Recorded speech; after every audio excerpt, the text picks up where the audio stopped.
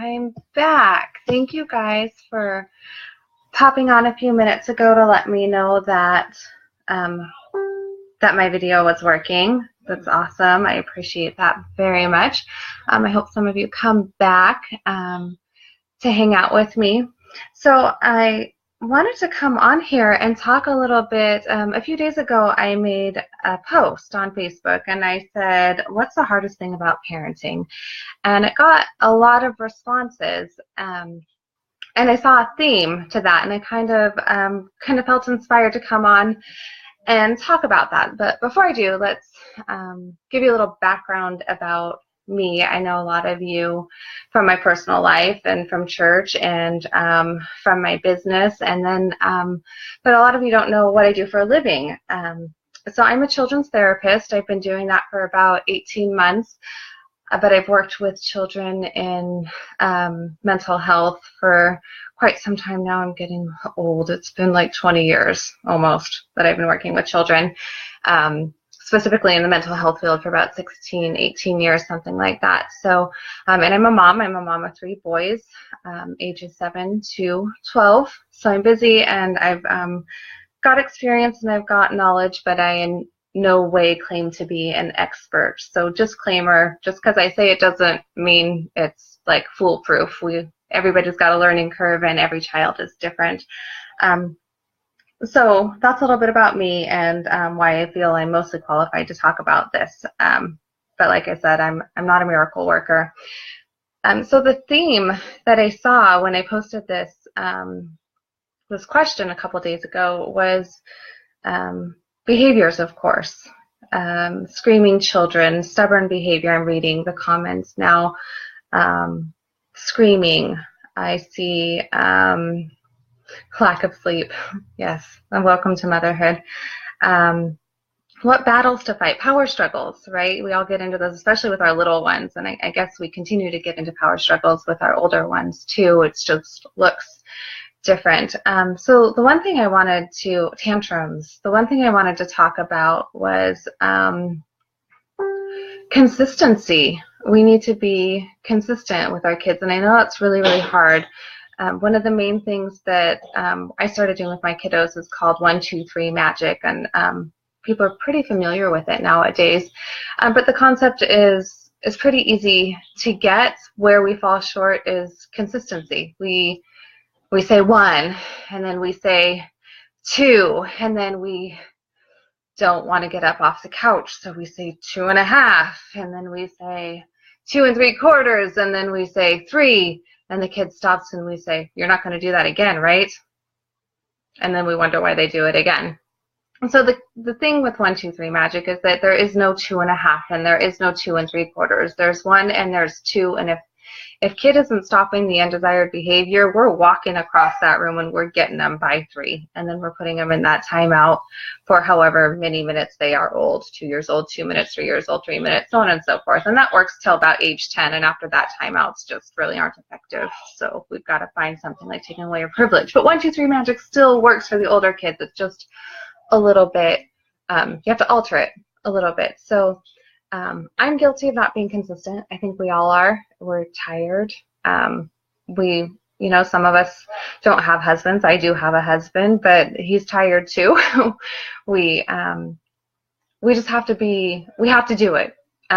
If you don't do it, you're failing your child. You're not giving them the free pass isn't what they need. They need those boundaries and that consistency, because the more out of control their life is, the more in control their home life needs to be. So we don't know everything they go through at daycare, and we don't know everything they go through at school, even at church when they're in their Sabbath school or their Sunday school classes. We don't know what's going on in their little heads, and they're not in control of that. But at home, we need to be in control for them. We need to give them that structure and that consistency, and part of that is consistent consequences. So when we say 2.5 and 3 and we don't follow through, we're again showing them that something is out of control, that they don't have that consistency even in their own home. So we feel like guilty sometimes. I think like, oh, they had a rough day, or we've had a rough week. Let's, give them a free pass. But we're not doing them any favors. That's when we need to be even more consistent. I'm kind of rambling. I hope some of that's making sense. So I can't emphasize more consistency, routine, make it work.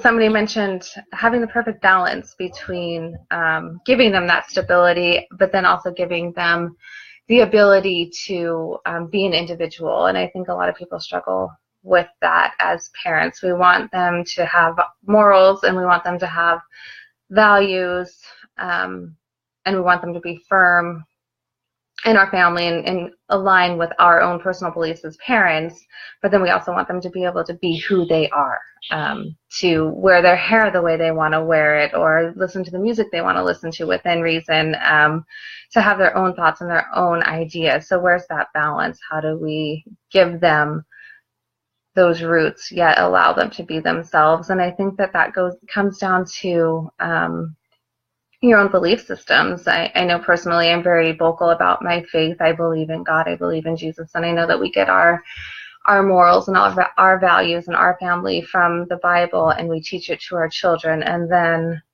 that's the big stuff. That's the hill you want to die on. We don't want to die on the hill of whether he wants to wear his hair blue or purple or long or short, or what kind of music he listens to. That will all come. But if you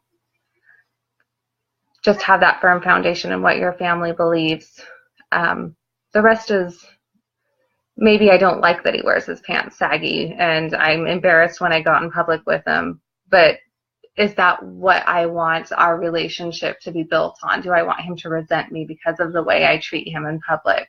Probably not. I'm just going to walk around and roll my eyes and say, yep, there's my kid's underwear. Sorry, but he loves Jesus. So finding that balance comes down to pick your battles and know what's important. Let's see, what's another one? Somebody said the other parents. Yeah, we can't control other people, and that's really hard as a parent. We can teach our kids our morals, our values, our beliefs based on, for me, it's based off the Bible. For you, it might be something else. But then the person sitting next to you maybe doesn't believe the same thing as you, and maybe thinks that it's okay to treat other people poorly or to judge other people openly. And one of my supervisors at work said something amazing that stuck with me. You can only move you. You can't control other people. So what do you do with that? So the people next to you think it's okay to openly make fun of people or judge people, but you want to instill in your child that that's not okay, then you have a conversation about it with your child and remind them what's important in your family. My hair is doing crazy stuff, guys. There we go. Remind them where they come from and teach them how to deal without being judgmental themselves. What are some other themes on here? I'll only talk for a couple more minutes. I don't want to bore you guys to death. But yeah, back to the morals: love, honor, respect. Let's see. Somebody mentioned balancing attention when you add children to the mix. I know personally for me, going from one child to two children was so easy. It was almost no difference having two children. I remember days after giving birth, taking both the kids to the store by myself. It was fine. But bringing that third child into the mix, there's just not enough arms. You're outnumbered as parents. How do you give the oldest the attention they deserve and the youngest the attention they need? And I think the most I can do on that is validate you, and that's tough stuff. It's you have to teach the oldest that it's not quite your turn, but you can help me by helping your younger brother or your younger sister, and we can spend time together in that way. Kind of allocating that time, delegating kind of some responsibilities and build them up. So you're my special helper now, and this is the attention I give you, and having them be a part of the family in that way. So anyway, that was just a little bit that I felt inspired to share with you guys after making that post and having such a huge response to that question of what's the hardest part of parenting, because let's face it, all hard. We always have guilt. We always wonder if we've done the right thing. And I think we all appreciate being validated in that. So thanks for popping on here. If you guys have any other suggestions of parenting things that you would like to see talked about, put them in the comments or message me. Like I said, I don't know all the answers, but I can find some answers too. I love doing research on this kind of stuff. It's definitely, I mean, it's my profession, and it's also my interest and my hobby. So thanks for watching and being a part of this. All right, you guys, have a good evening.